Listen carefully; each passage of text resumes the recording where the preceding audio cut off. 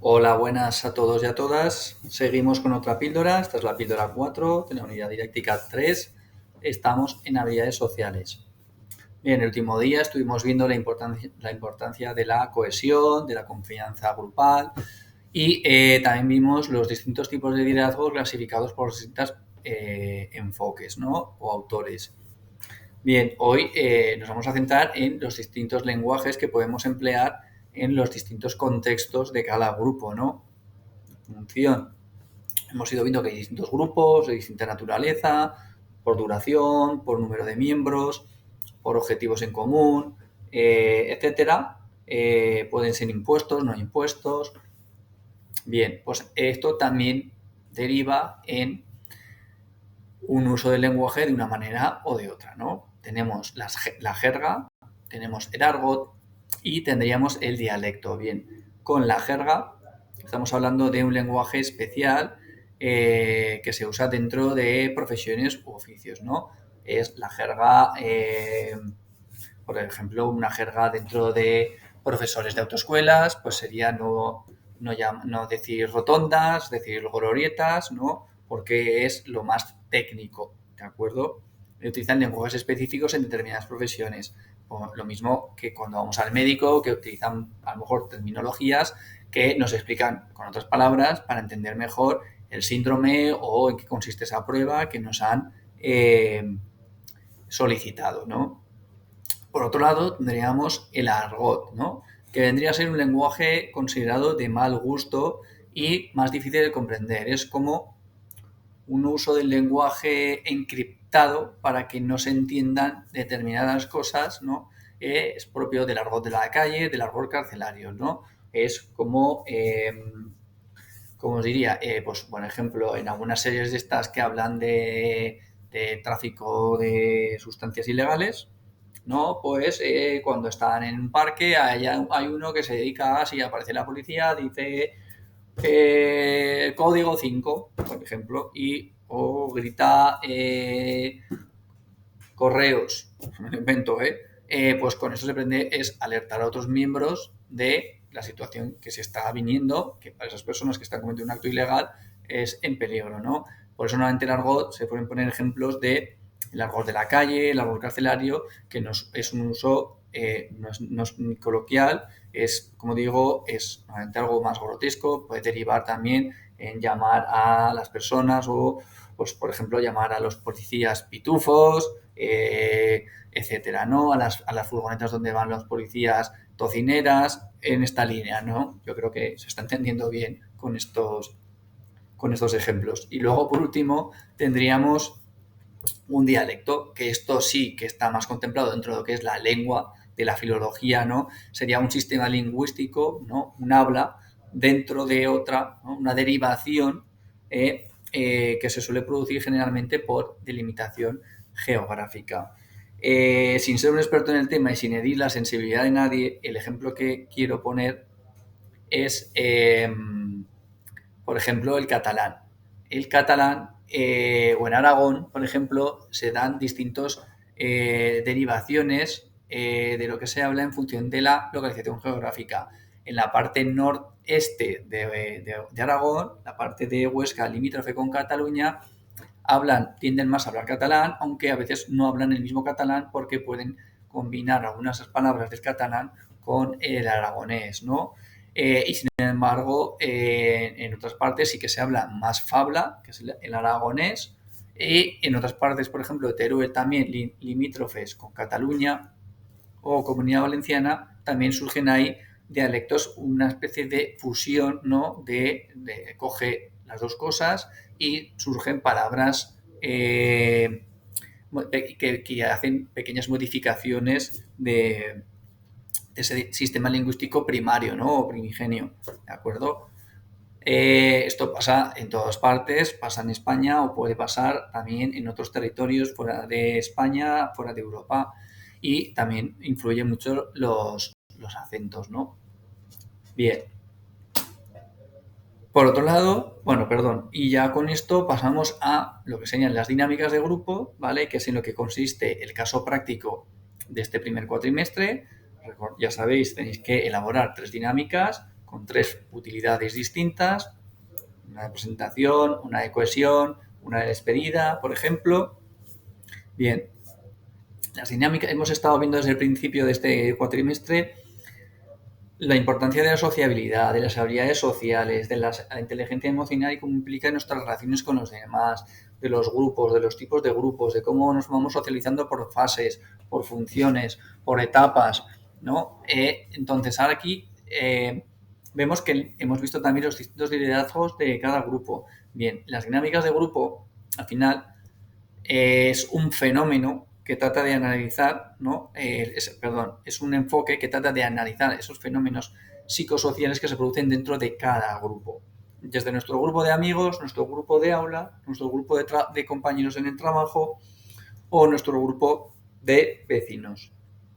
Y entonces lo que busca aquí es analizar, observar esas relaciones, esas interacciones y esos intercambios sociales que se producen entre los miembros de cada uno de estos tipos de grupos, ¿vale? Entonces, gracias a estas dinámicas de grupo, lo que permite es analizar la situación de entrada, analizar el estado de cohesión, analizar el estado de motivación conjunto del grupo, analizar las interacciones que se producen entre los distintos miembros del grupo, ¿vale? Y también permiten intervenir, también permiten modificar esos diferentes fenómenos que se pueden estar produciendo o no dentro del grupo. Por tanto, lo que busca es utilizarlas con una finalidad, con inteligencia, para poder extraer el máximo potencial del grupo y, por tanto, de cada uno de sus miembros. ¿De acuerdo? Un segundo que voy a beber agua.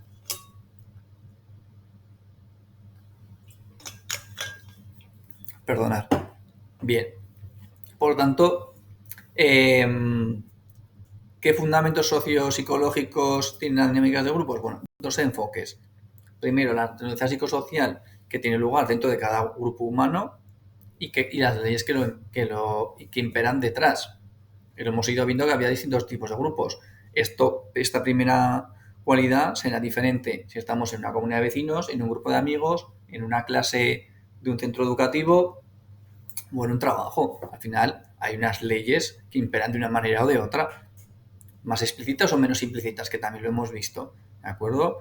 Desde unos estatutos en una comunidad de vecinos, un convenio colectivo en una organización de trabajadores, en una empresa, o otras que no hay de manera explícita, como puede ser un grupo de compañeros de clase, cómo se organizan entre ellos, pero sí entre el centro y la relación con ellos, ¿no? Los centros tienen unas normativas, igual que las comunidades autónomas tienen unas normativas educativas que deben cumplir estos centros. Y por otro lado tendríamos lo que sería las técnicas y métodos que podemos emplear para observar esos grupos, esas interacciones entre los grupos, analizarlo, estudiarlo y determinar si requiere o no una modificación mediante dinámicas internas, ¿no? Lo que tenemos que tener claro es que las dinámicas de grupo es una disciplina que trata de entender cómo fluctúan los grupos, las personas dentro de esos grupos, ¿no? Cómo se producen las conductas. Dependerá de la naturaleza del grupo en qué se ahondará más. No es lo mismo un grupo de trabajo que lo que se busca normalmente es un rendimiento, un objetivo de unas finalidades, unas metas, un objetivo común, que una comunidad de vecinos, que a lo mejor puede ponerse de acuerdo para poder aprobar algo, o un equipo de deporte, etcétera. O un grupo de amigos, ¿no? Porque también dentro del grupo de amigos, aunque es algo menos estructurado, también se toman decisiones muchas veces y hoy con los grupos de WhatsApp lo vemos perfectamente cómo van produciéndose interferencias, discrepancias, ¿no? ¿Dónde cenamos, dónde hacemos la cena este año y qué fecha? ¿No? Pues, por ejemplo, se pueden producir de muchas maneras. Pues a veces tomar decisiones puede ser útil apoyarnos en distintas dinámicas. A veces igual me voy a más con los ejemplos, pero es por daros distintas alternativas. Bien, entonces teníamos por un lado una dinámica de grupos como interacción o como intercambio, ¿no? Aquí donde se va a poner el foco es en el núcleo, ¿no? En la fuerza que influye en la conducta de los grupos, ¿no? Aquí la importancia reside en esas experiencias que los grupos pequeños pueden representar un microcosmos de las sociedades. Pequeños grupos crean microcosmos dentro de un grupo. Si hay departamentos en una empresa, crean distintos microcosmos, quiere decir distintas formas de organizarse, distintas formas de liderazgo, puede ser más compartido, menos compartido, distintas metodologías de gestionar el trabajo, ¿de acuerdo? Y eso da lugar pues, a una cohesión, a un clima, a una eficiencia, una eficacia totalmente diferente. Bien, entonces, luego también tenemos las técnicas, las dinámicas grupales, que es la herramienta en la que nos queremos apoyar para poder intervenir, modificar o simplemente reconocer y analizar lo que tenemos ante nosotros, ¿no? Al final son unos procedimientos que están probados mediante la práctica y permiten conocer los grupos, ¿vale? Entonces, pues, tienen diversas funciones, entre las que nos vamos a encontrar es que las personas se conozcan unas a otras, tanto al principio, cuando pueden no conocerse, como a mitad. Hay gente que puede llevar un tiempo en el grupo y siempre hay cosas que pueden aflorar más para que el vínculo sea más personal. También tiene la función y la finalidad, podemos optar por estas, de conocernos a nosotros mismos dentro del grupo. En todo el grupo se pueden hacer actividades individuales en las que cada uno aprende a conocerse a uno mismo. Luego eso encima se puede poner en común y tiene una doble finalidad, ¿no? De cohesión y de confianza con el resto. Pero previamente vamos a trabajar el autoconocimiento. Y finalmente, siempre lo que buscan es cohesionar los grupos. Es que fluyan entre todos sus miembros, limar las perezas, mejorar rendimientos, mejorar en general lo que es la convivencia del propio grupo. Entonces, 3 cosas que tenemos que tener claras. ¿Qué son las dinámicas de grupo? Pues son un medio del que nos vamos a hacer valer para mejorar las relaciones humanas y las relaciones comunicativas de los miembros de estos grupos. ¿Qué no son las dinámicas de grupos? No tenemos que verlas como un juego, aunque a veces tengan un componente lúdico, aunque nos podamos apoyar en el componente lúdico para favorecer esa dinamización, ¿de acuerdo? Entonces siempre tenemos que tener también unos criterios, ¿no? Por eso la ficha que os doy. ¿Qué pretendemos con esta dinámica? ¿Qué objetivo queremos lograr? ¿Resolver un problema? ¿Hay un conflicto entre dos trabajadores? ¿Hay un conflicto entre distintos departamentos? Hay que solucionarlo. Vamos a utilizar una dinámica. ¿Cuál es la más adecuada? Ese es el kit de la cuestión. Saber elegir la dinámica apropiada para la situación requerida, ¿no? ¿Qué características tienen los miembros? A su vez, habrá que tener muy en cuenta ante qué miembros estamos. Estamos trabajando con alumnos, tienen 16 años, estamos trabajando con adultos, tienen 40, 50, 60, ¿de acuerdo?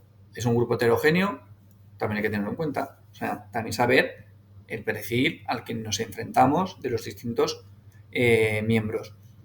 ¿Son muchos o son pocos? No es lo mismo trabajar con un grupo de 5 o 10 que si estamos trabajando con un grupo de 100. Y, sobre todo, el ambiente físico. El ambiente físico siempre es importante. En educación lo insistiremos cuando lo veamos en el segundo cuatrimestre.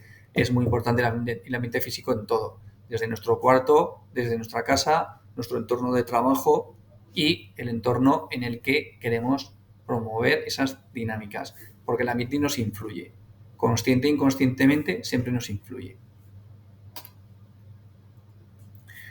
Aquí tendríamos una serie de ejemplos que también en los enlaces que os he puesto para que hagáis la tarea están clasificados, pero podemos practicar, las dinámicas de grupo pueden estar enfocadas hacia técnicas de presentación, pues en un centro educativo como en el que estamos, a principio de curso cada profesor hace una técnica de presentación, pues porque quieres aprenderte los nombres, quieres que los alumnos se conozcan entre ellos, o para un avanzado ya el curso que se crezca esa confianza entre todos los que estamos en el aula. Técnicas para desinhibirnos, para relajarnos, a lo mejor previo fechas de exámenes, para promover la participación de todos, que no sean siempre los mismos los que participan, la comunicación, entender las barreras comunicativas, el uso de un buen lenguaje, evitando argots y temas relativos de planificación, de organización, de resolución de conflictos o incluso de evaluación para evaluar y valorar, que evaluar es eso, valorar cómo ha sido el proceso de socialización o de trabajo en equipo. ¿De acuerdo? Bien, aquí os dejo unos recursos donde los podéis utilizar para elaborar caso práctico. Son distintos enlaces, sobre todo ese que pone 126 dinámicas de educación emocional, también están clasificadas, ¿vale? Para que podáis elegir distintas a la hora de plantear vuestro caso y me expliquéis qué objetivo queréis solucionar, a qué miembros va dirigido y demás. Y aquí, como ya sabéis, la ficha ejemplo. Bien, con esto termino la píldora y se me acaba el tiempo y debo de parar la grabación. Un saludo a todos.